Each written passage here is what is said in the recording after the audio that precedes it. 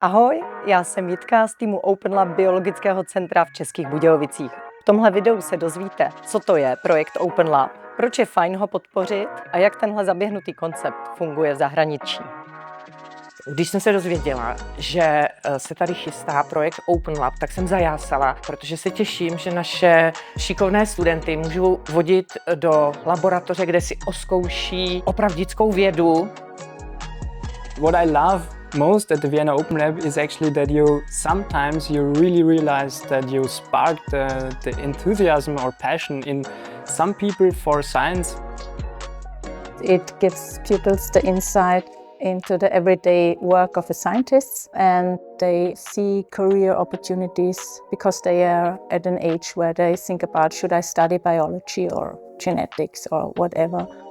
Here they can see whether it's a career they want to pursue or not.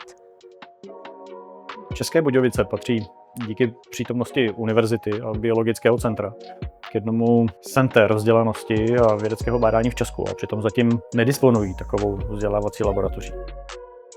Když si vybavím takovou laboratoř, tak se mě vždycky vybaví do Komenského Škola hrou, v jakési analogické podobě věda hrou, protože pro vědce je hra a schopnost hrát si úplným základem jeho úspěchu.